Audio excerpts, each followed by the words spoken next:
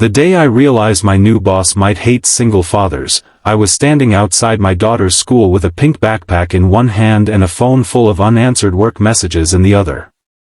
My daughter, Lily, was supposed to be inside for another 2 hours, but the school had called me because she had suddenly developed a fever. At the exact same moment, my new boss had scheduled an important meeting with a client I had spent 3 weeks trying to impress.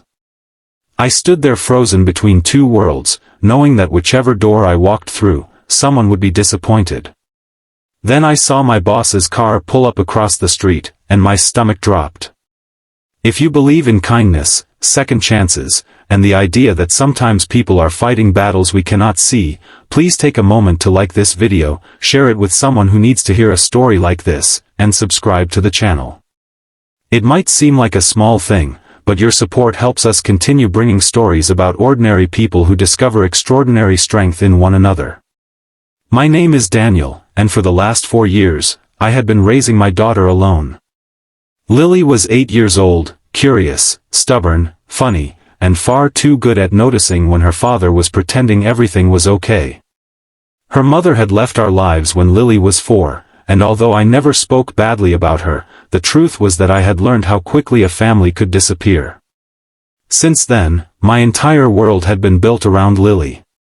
I worked during the day, cooked dinner at night, helped with homework, packed lunches before sunrise, and sometimes stayed awake until midnight making sure the bills were paid. It wasn't glamorous, but it was our life, and I was proud of it. Then I got promoted at a large company downtown. It was the opportunity one had been waiting for. The salary would finally allow me to move Lily into a better apartment and maybe start saving for her future. But there was one problem. My new boss was a woman named Victoria Hart, known throughout the company for being demanding, organized, and almost impossible to impress. During my first week, I watched her walk through the office like she could see every mistake before it happened. She rarely smiled. She expected people to arrive early, work efficiently, and never bring personal problems into the workplace.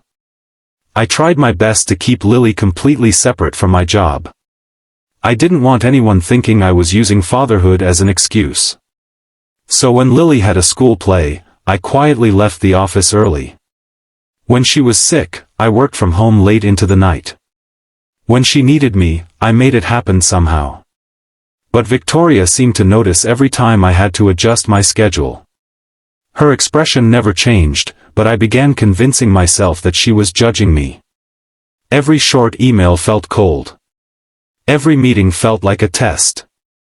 Eventually, I became certain of something I had no proof of. Victoria hated the fact that I was a single dad. Then came the afternoon that changed everything.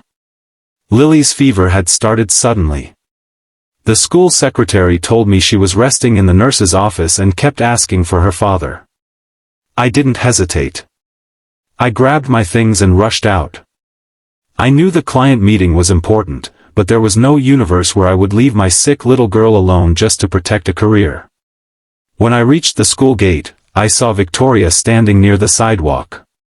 She was wearing the same professional navy suit she wore at work, but she wasn't carrying a briefcase. Instead, she was holding a small paper bag. My heart sank because I assumed she had come looking for me. I imagined the worst. Maybe I was about to lose the promotion. Maybe she had decided I wasn't reliable enough. Maybe all those fears had been right. But then I noticed something strange. Victoria wasn't looking at me. She was looking toward the school entrance. A few seconds later, Lily appeared beside a teacher, pale and tired, holding her pink backpack against her chest. When she saw Victoria, she smiled. I couldn't understand what I was seeing. The teacher explained that Victoria had arrived 20 minutes earlier because she had been asked to pick something up from the school office. While she was there, she learned that Lily was sick and waiting for her father. Victoria had stayed with her until I arrived. Then she handed Lily the paper bag. Inside was a small stuffed rabbit and a bottle of water. Lily hugged the rabbit tightly and thanked her. I looked at Victoria, completely speechless. The woman I had spent weeks believing couldn't stand single fathers had just stayed at my daughter's school because she didn't want an 8-year-old girl to feel alone. On the drive home, Lily talked about Victoria the entire time. She told me that Victoria had asked about her favorite books, remembered her name, and even helped her finish a drawing she had been working on. I listened quietly, feeling ashamed of every assumption I had made. The next morning, I walked into Victoria's office expecting another difficult conversation. Instead, she asked me to sit down. She told me she had noticed how hard I worked and that she had never considered me unreliable. She had simply been demanding because the position required it. Then she told me something I never expected to hear. Victoria had once been a single mother too. Years earlier, her husband had died unexpectedly, leaving her to raise a young son while building her career from almost nothing. She remembered missing school events, working late, and wondering whether she was failing at both motherhood and work. She had become strict because she had learned that the world didn't always give parents second chances. But she said she had been watching me quietly and recognized the same struggle in my eyes. That conversation changed our relationship completely. Victoria never lowered her standards for me, and I never expected her to. What changed was that we stopped judging each other from a distance. She began giving me the same understanding she wished someone had given her years ago, and I learned that strength doesn't always look like a smile. Sometimes strength looks like a tired woman in a business suit standing outside a school because she knows what it feels like for a child to wait for someone who might not come. Months later, Lily had another school event. This time, I didn't have to sneak away from work. Victoria walked into the school auditorium just before the performance began. Lily saw her and ran over with the biggest smile I'd seen all week.